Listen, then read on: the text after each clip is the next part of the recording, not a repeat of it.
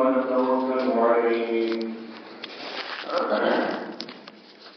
ونعوذ بالله من شرور أنفسنا ومن سيئات أعمالنا من يهده الله فلا مضل له ومن يضلل فلا هادي له ونشهد أن لا إله إلا الله وحده لا شريك له ونشهد أن سيدنا وسندنا ونبينا ومولانا محمدا عبده ورسوله صلى الله تعالى عليه وعلى آله وأصحابه أجمعين أما بعد فأعوذ بالله من الشيطان الرجيم بسم الله الرحمن الرحيم إن الحكم إلا لله أمر ألا تعبدوا إلا إياه ذلك الدين القيم ولكن أكثر الناس لا يعلمون وقال رسول الله صلى الله عليه وسلم لا طاعة لمخلوق في معصية الخالق صدق الله وصدق رسوله النبي الكريم ونحن على ذلك لمن الشاهدين والشاكرين والحمد لله رب العالمين. درود شریف پڑھیں. اللهم صل على محمد وعلى آل محمد كما صليت على إبراهيم وعلى آل إبراهيم إنك حميد مجيد. اللهم بارك على محمد وعلى آل محمد كما باركت على إبراهيم وعلى آل إبراهيم إنك حميد مجيد. میرے محترم دوستوں، بھائیوں اور بزرگوں، اللہ سبحانہ و تعالی کا ہم سب پر بہت بڑا کرم اور احسان ہے کہ ایک ایسے مبارک دین سے اللہ نے ہمیں جوڑا ہے کہ جس دین کی برکت سے آج اس امت کو ہر شر اور گناہ کے موقع پر ایک ایسے وقت کا، ایک ایسے موقع کا احساس یاد آتا ہے کہ جس کو سوچ کر یہ انسان اس نافرمانی، اس گناہ کے موقع سے رک جاتا ہے. آج جس دنیا میں اور آپ زندگی گزار رہے ہیں، یہ قوانین کی دنیا ہے. ہم اجتماعی طور پہ اپنا ایک مزاج یہ بنا چکے ہیں کہ کسی بھی کام کی اصلاح کے لیے، درستگی کے لیے اور اس میں غلط راستے سے بچنے کے لیے ایک قانون ہونا چاہیے. جب تک وہ قانون نہ بنے، وہ نافذ نہ ہو، اس پر عمل درآمد نہ ہو، اس کی نگرانی نہ ہو، اس پر فیصلے نہ ہو، اس پر سزائیں نہ ہو، تو انسان یہ سمجھتا ہے کہ اس کام کا صحیح غلط الٹا سیدھا سب جو میں کر لوں تو کوئی مسئلہ نہیں. اور اگر کوئی مجھے روکے کہ بھئی یہ غلط ہے تو کہوں گا بھئی اس پہ تو کوئی قانون ہی نہیں.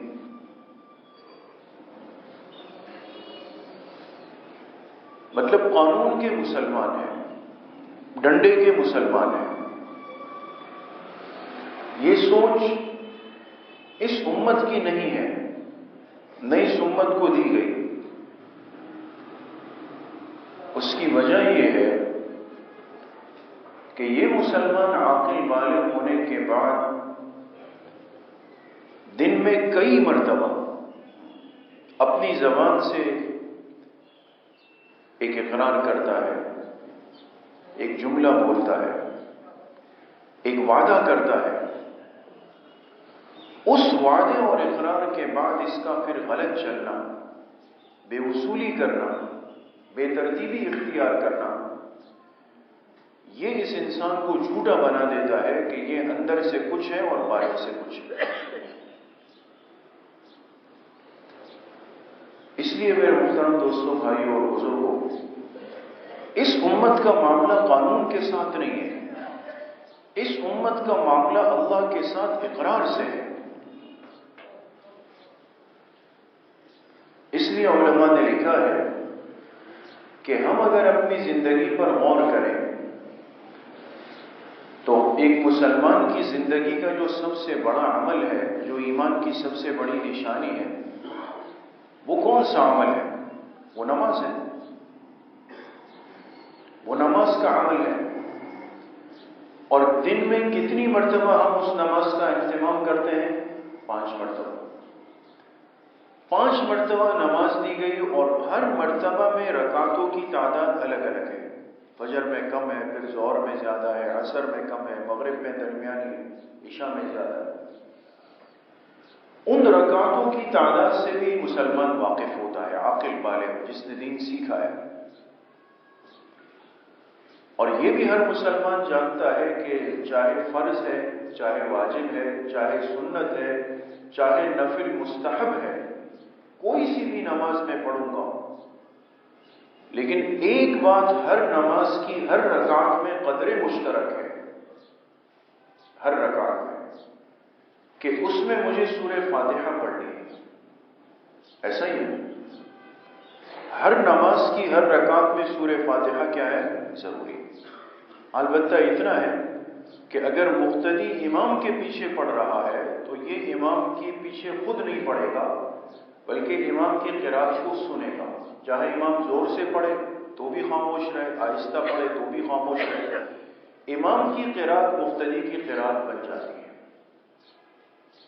تو گویا امام نے پڑھی، مقتدیوں نے پڑھ لی۔ حدیث پاک میں وَقِرَاءَةُ الْإِمَامِ لَهُ قِرَاءَةٌ، جو امام کے پیچھے کھڑے ہو کے نماز پڑھے، امام کی قرات اسی مقتدی کی قرات ہے۔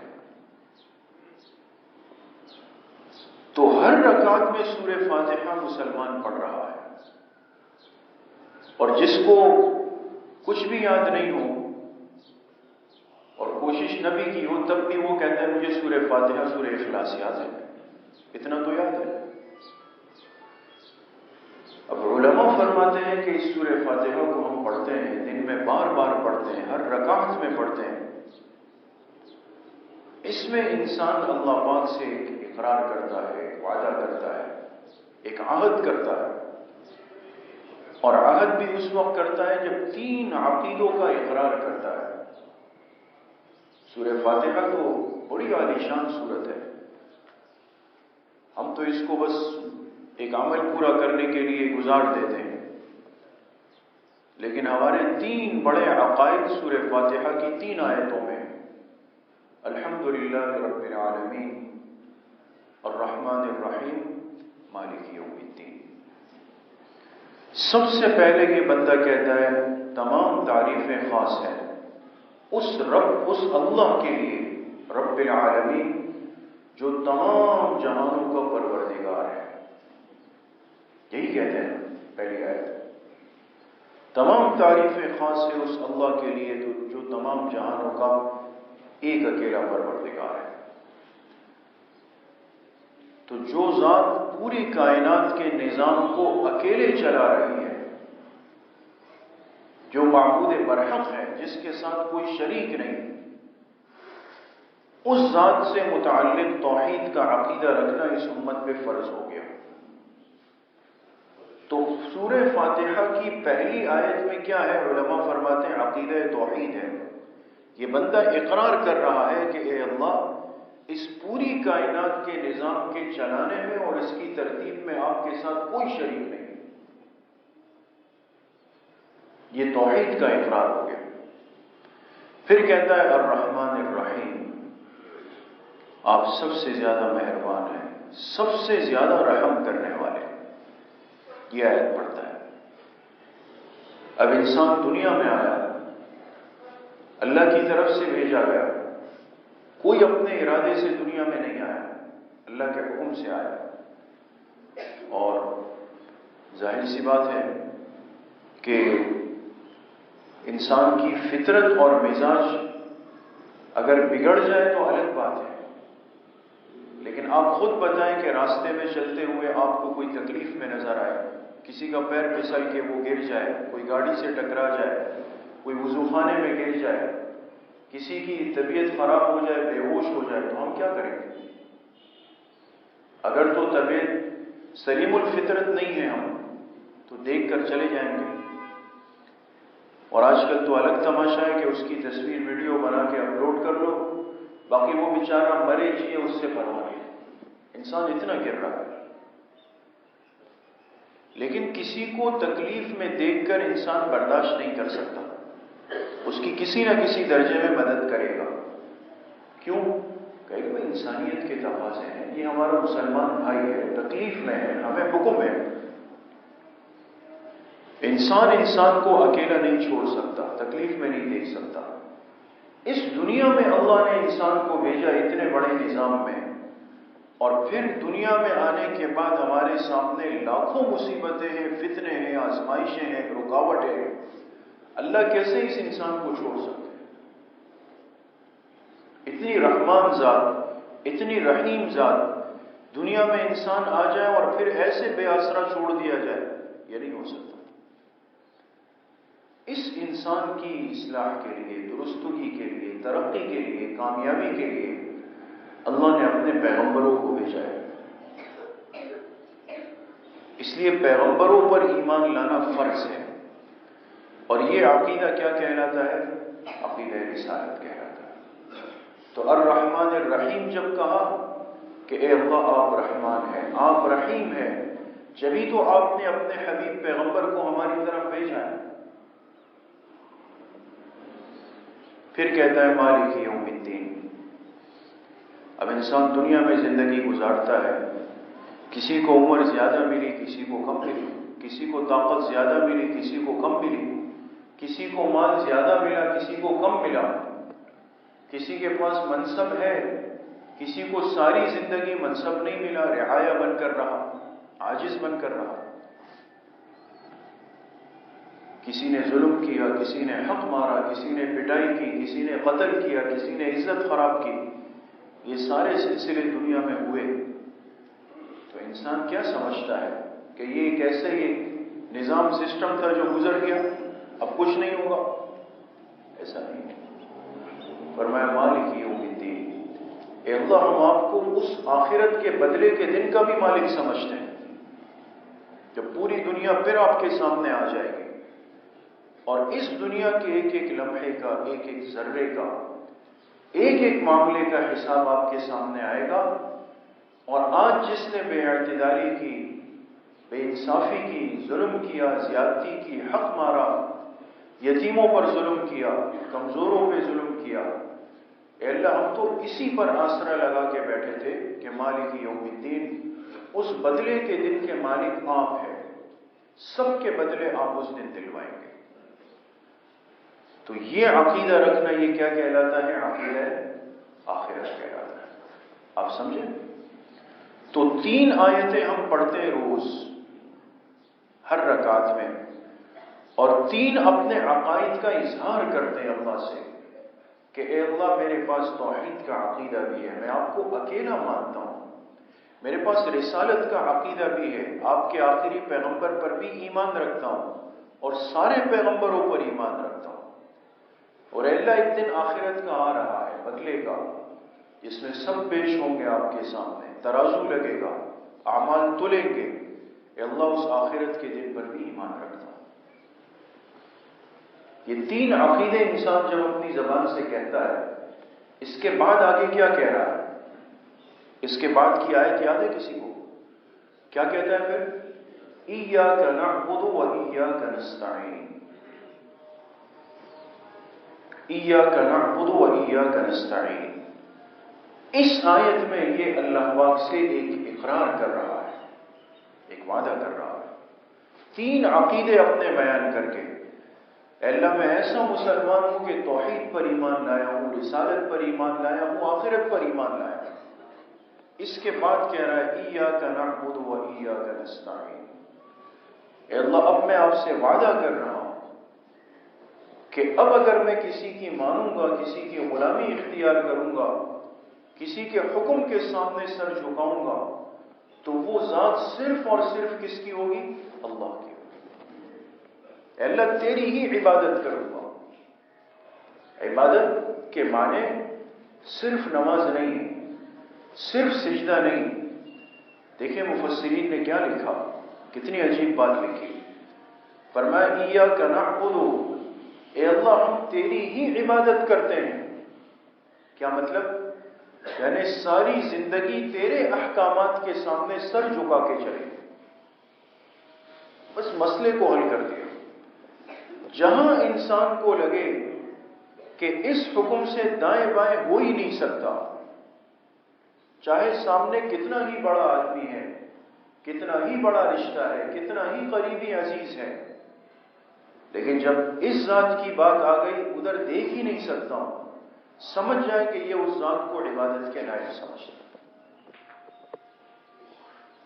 ایاک نعبد، اے اللہ غلامی تیری ہے، حکم تیرا چلے گا، چاہے سامنے ماں باپ ہو، اولاد ہو، دوست ہو، خاندان ہو، مال ہو، عزت ہو، منصب ہو، لیکن جہاں آپ کا حکم آ گیا کہ یہ کام اس طرح کرنا ہے، تو وہاں پھر اپنے سارے جذبات، خواہشات کو، اپنوں کو، پیاروں کو، سب کو ایک طرف کر دوں گا، آپ کے سامنے جو سر جھکا دوں گا. لیکن یہ اتنا آسان نہیں.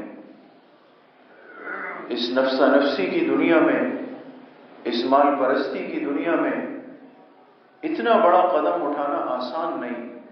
نہ اس کمزور انسان کی اتنی طاقت ہے کہ یہ دعویٰ کرے کہ اے اللہ آج کے بعد تو بس پکا تیرا ہوں، اب کچھ بھی نہیں کروں گا. اور یہ دعویٰ بھی انسان کو خراب کر سکتا ہے. اس لیے دیکھیں قرآن کی برکتوں کو دیکھیں، فوراً کیا کہا، اے اللہ عبادت تو تیری کروں گا لیکن ایاک نستعین، اے اللہ میرے پاس کچھ بھی نہیں، آپ کی مدد کے ساتھ چلوں گا، آپ کی دستگیری ہوگی، آپ کی استعانت ہوگی، آپ کی سرپرستی ہوگی، آپ مدد فرمائیں گے تب تو یہ سارے کام کر سکتا ہوں. کہ اللہ آپ کی مدد نہیں ہوئی، آپ ناراض ہو گئے، تو پھر اس دنیا پرستی کے اندر میرے گرنے کا بہت بڑا خطرہ ہے. تو آج انسان ایک وعدہ کر رہا ہے، اور ایک مرتبہ بھی نہیں، ہر نماز کی ہر رکعت میں کر رہا ہے، اللہ سے اقرار کر رہا ہے ایاک نعبد، اے اللہ آئندہ تیری ہی مان کر چلوں گا، تیرے علاوہ کسی کی مان کر نہیں چلوں گا. یہ اقرار ہے. میں نے شروع میں عرض کیا یہ امت قانون کے ساتھ نہیں چلی ہے کہ قانون اور ڈنڈے کے زور پر، سزا کے زور پر اس کو چلایا گیا ہو. اس کو اللہ کے ساتھ تعلق اور رابطے کے ساتھ چلایا گیا. جب انسان کسی سے سچی محبت کرتا ہے، کسی کو اپنا دل دے دیتا ہے، واقعی کسی کو اپنا بڑا مان لیتا ہے، صرف زبان سے نہیں دل سے بھی، تو پھر اس کی بات سے آگے پیچھے نہیں کرتا. پھر اس کی بات آئے تو پھر سرے تسلیم خم ہے جو مزاج یار میں آئے. پھر سامنے سے جو حکم آتا ہے یہ اپنے سر کو جھکا لیتا ہے، اس سے دائیں بائیں نہیں ہوتا. اس لیے آپ حضرات کے علم میں ہوگا کہ دین اسلام نے شراب کو حرام فرمایا ہے، اس کو ام الخبائث فرمایا، اور جو پھر بھی اس کو استعمال کرتا ہے اس کی سخت سزا مقرر کی، 80 کوڑے اس کو لگائے جائیں اگر اس کا جرم ثابت ہو جائے. یہ بہت بڑا گناہ ہے. تو لیکن آج آپ دیکھتے ہیں کہ خاص طور پہ جو عالم کفر ہے، مغربی دنیا ہے، اس میں ابتلاء عام ہے. تو 1922 میں ایک قانون بنا یورپ میں، اور انہوں نے کہا کہ ہم نے یہ اندازہ نکالا ہے کہ ہمارے ملک میں جو جرائم کی شرح بڑھی ہے، لوگوں میں بگاڑ آیا ہے اور خاندانی نظام ٹوٹ رہا ہے، رشتے ٹوٹتے ہیں، اس کی بڑی وجہ یہ ہے کہ ہمارے یہاں شراب نوشی عام ہے. لوگ اس کو کھلے عام پیتے ہیں اور اس میں اپنے چھٹیوں کے ایام گزارتے ہیں. جب وہ چیز دماغ پہ چڑھ جاتی ہے تو پھر ان کو سمجھ نہیں ہوتی. اس لیے جو خبیث ناپاک گندی چیز ہے، انسان سے رشتوں کی تمیز کو اور انسانیت کے تقاضوں کو، حجاب، حیا، سب کچھ ختم ہو جاتا ہے۔ تو آج جو دنیا پر حکمرانی کی باتیں کرتے ہیں اور اپنے آپ کو مہذب اور ایجوکیٹڈ اور فلاں کہتے ہیں، ہمیں تھوڑا سا اپنی تاریخ پر نظر رکھنی چاہیے۔ انہی لوگوں نے 1922 میں قانون بنایا کہ آج کے بعد یورپ میں شراب پر قانوناً پابندی ہوگی۔ اس کے نا ایک قانون ہوتا ہے، ایک اقرار ہوتا ہے، پابندی لگا دی کہ بھئی آج کے بعد اگر کسی نے پیا تو قانون یہ ہے کہ وہ مجرم ہے اور اس کا جرم ثابت ہونے پر قانون اس کو سزا دے گا۔ لیکن ظاہر سی بات ہے کہ انسانی دنیا کے قانون انسان بنائیں گے، اس کو نافذ انسان کروائے گا، اس کی نگرانی انسان کرے گا، اس کے ٹوٹنے پر سزا بھی انسان دے گا۔ تو جب یہ قانون بنا، اس پہ عمل درآمد شروع ہوا، تو جس آدمی کو جس کام کی لت اور عادت پڑ جائے اور وہ چیز آپ اس پہ بند کر دیں تو وہ اس کے لیے کوئی چور دروازہ ڈھونڈے گا۔ جیسے ہمارے ہاں یہ چیزیں عام ہیں کہ فلاں چیز پر، گٹکے پر، سگریٹ پر یا نسوار پر پابندی لگ گئی تو لوگ کیا کرتے ہیں، پھر خفیہ ذرائع راستے ڈھونڈتے ہیں اور ایک دوسرے کی اعانت بھی کرتے ہیں کہ میں آپ کو بتاتا ہوں فلاں جگہ پر اس طرح، اس طرح مل جائے۔ فرق یہ کہ 1 روپے والی چیز 50 روپے میں مل گئی۔ تو اب جب قانون لگا تو جو عادی تھے ان کے لیے تو ظاہر سی بات ہے کہ یہ چیز مشکل تھی۔ تو وہ عمل جو فیکٹریوں میں کھلے عام ہو رہا تھا، ایک مشینی عمل اور صاف ستھرے انداز سے، یعنی ان کی سوچ کے اعتبار سے، وہ گھروں میں انہوں نے شراب کی بھٹیاں بنائی جو ایسے علاقے تھے، اور اس میں انہوں نے شراب بنانا شروع کر دی بھٹیوں میں، دیسی شراب۔ تو ظاہر سی بات ہے ایک عمل ہوتا ہے دنیا کے سامنے فیکٹری میں جس کو دنیا دیکھتی ہے، تو اس میں تو مجبوراً آپ نے برتن صاف رکھنے ہیں۔ جو چیز اندر گلی کونے کے اندر ہو رہی ہے تو وہ گندگی اس میں شامل ہو جائے گی۔ اب وہ جو چیز چھپ کر بننے لگی تو نتیجہ یہ تھا کہ وہ ہر چیز گندی ہے۔ شراب پہلے سے نجس ناپاک، اور اب جس عمل سے بننے لگی چھپ چھپا کے، وہ بھی گندی ہے۔ تو اس کا دوہرا نقصان یہ ہوا کہ اس سے اور بیماریاں منتقل ہو گئی۔ اب انہوں نے جب پھر دوبارہ 1 سال بعد سروے کیا تو نتیجہ یہ نکلا کہ شراب کی شرح تو کم نہیں ہوئی، لوگ پی تو رہے تھے چھپ چھپا کے، لیکن ان گندگیوں میں جو چیز تیار ہو رہی تھی اس کی وجہ سے اور جسمانی امراض منتقل ہو گئے۔ 1 سال بعد انہوں نے ہاتھ اٹھایا اور کہا کہ نہیں بھائی ہم نہیں کر سکتے، ناکام بولے اس کو قانونی سرٹیفکیٹ مل گیا۔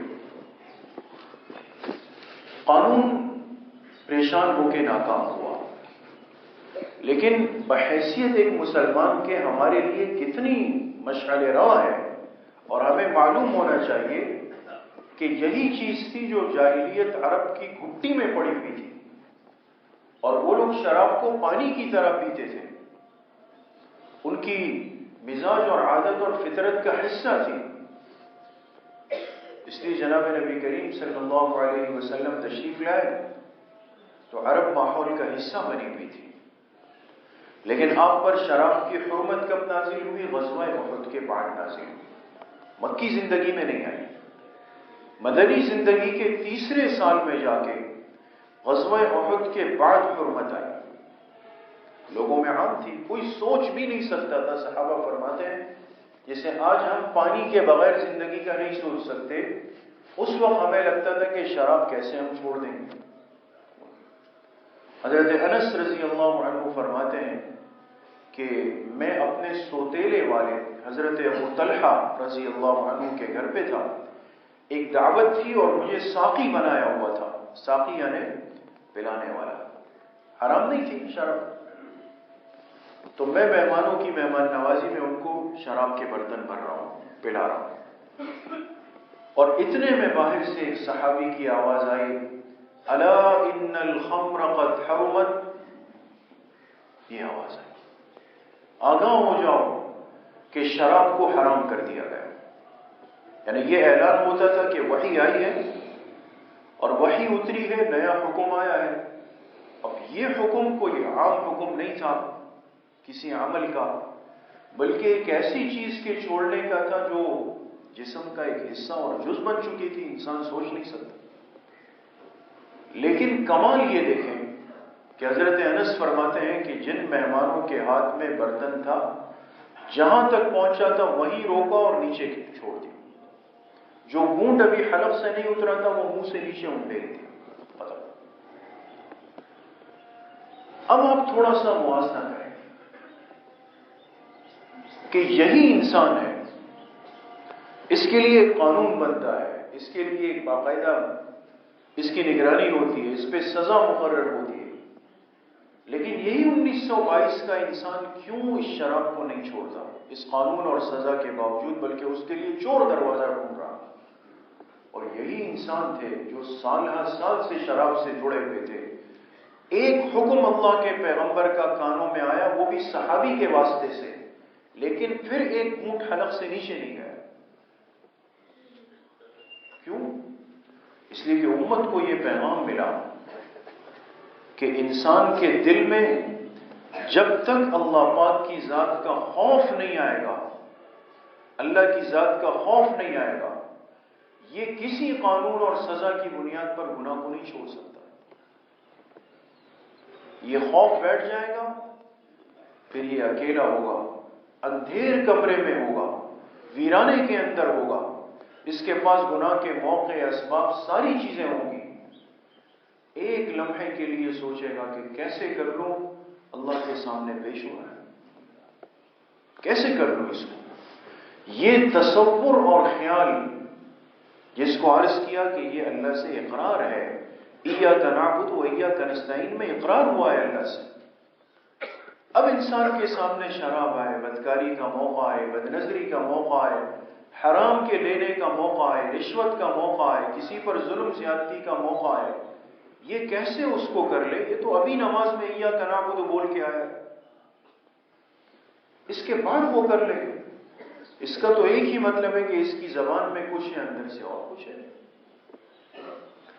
اس لیے میرے عزیزوں، دوستوں، بھائیوں اور بزرگوں، انسان کے لیے اللہ کی نافرمانی سے بچنا، دین پر آنا، اللہ کو راضی کرنا، یہ کوئی مشکل نہیں، یہ آسان ہے، بشرطے کہ ہم تھوڑا سا استحضار کریں، اللہ کی ذات کو سامنے رکھ کر، اللہ کے سامنے پیش ہونے کو دیکھ کر، اپنے قیامت کے دن کے اعمال کے تلنے کا تصور کر کے، جب یہ چیزیں ہمارے سامنے ہوگی تو پھر انسان کے لیے اللہ پاک کو راضی کرنا آسان، گناہوں سے بچنا آسان، نافرمانیوں سے بچنا آسان۔